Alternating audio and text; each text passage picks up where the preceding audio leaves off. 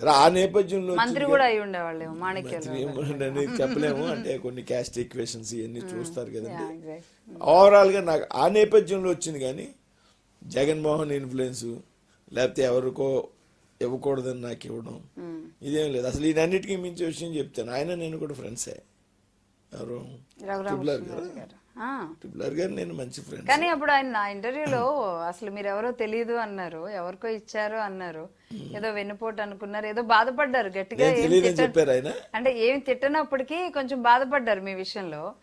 నాకు తెలుసుండి, నేను తెలియదు వర్మ ఎవరో తెలియదు అని ఆయన అన్నట్టు నాకు ఐడియా లేదు. అంటే ఎవరికో ఇచ్చారు ఎవరికో అన్నట్టు జనరల్ గా అండి ఆయన సిట్టింగ్ ఎంపీ అండి. అంటే ఆయన వెటకారం అది తెలిసిందే జనరల్ సిట్టింగ్ ఎంపీ కదా, ప్రభుత్వానికి వ్యతిరేకంగా ముందు బయటకు వచ్చాడు, దారుణంగా హింసించారు, దెబ్బలు తిన్నారు. ఈ రాష్ట్రంలో ఆయన దెబ్బలు తిని బయటకు వచ్చే, కానీ అప్పటి వరకు తెలుగుదేశం కూడా అపోజిషన్ బయటికి రాలే రాష్ట్రంలో. ఎందుకంటే ఇతను అన్ని కేసులు పెట్టేసి హెరాస్మెంట్ కేసు, ఎస్టీ ఒక ఊపు తీసుకొచ్చాడు ఆయన దెబ్బలు తినడం ద్వారా. తర్వాత అపోజిషన్ బయటకు వచ్చింది. సరే ఆయన కూడా ఓవర్ కాన్ఫిడెన్స్తో మూడు పార్టీలకి నేనే క్యాండిడేట్ అనేది అప్పుడు 2 ఏళ్ళ నుంచి చెప్తున్నారు. మీకు అదే జనరల్గా మిస్ అయినప్పుడు కొంత బాధ ఉంటుంది.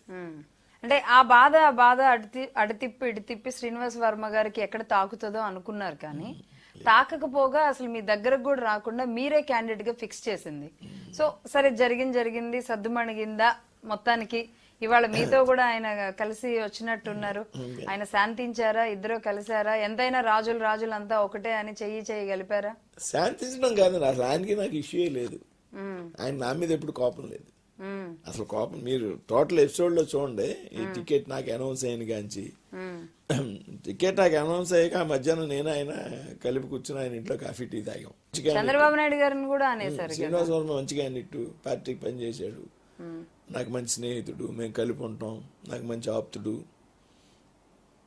కానీ నాకు ఇవ్వకపోవడానికి కారణం ఏం చెప్పారంటే, నువ్వు బీజేపీలో లేవన్నారు, మరి బీజేపీలో లేని అక్కడ 2-3 ఇచ్చారు కదా, ఎలా ఇచ్చారని అడిగేది తప్పించి ఆయన శ్రీనివాస్ వర్మ. మొత్తానికి అయితే అండి ఈ ఎపిసోడ్ లో సరే మీ వరకు మీరు సేఫ్ జోన్ లోనే ఉన్నారు, ఉండేది కూడా లాస్ట్ మినిట్ వరకు కదా, మన బీఫామ్ ఇచ్చే ముందు రోజు వరకు కూడా అయింది. ఇదేంటి అసలు ఇంత దారుణంగా అన్నట్టు అనిపించింది. సో మొత్తానికి ఆయన ఎపిసోడ్ లో బీజేపీ ఆయన్ని ముంచి టీడీపీ ఆదుకుంది అని చెప్పొచ్చా? బీజేపీ ముంచిందని నేను అన్నండి. ఆయన బీజేపీలో కనుక ఉండే 6 నెలల క్రితం సంవత్సరం క్రితం జాయిన్ అయ్యి వర్క్ చేస్తుంటే అది అంటే బీజేపీ డెఫినెట్ గా ఆయనకు వచ్చి ఉండేదేమో. నేను మీరేమో ఇక్కడ ఉన్న వ్యక్తి, ఆయన పైన బిజినెస్ 2014లో నేనే బీజేపీలో జాయిన్ చేశా. నేను కిషన్ రెడ్డి గారు, విజువల్స్ కూడా ఉంటాయి. జగన్మోహన్ రెడ్డి గారితో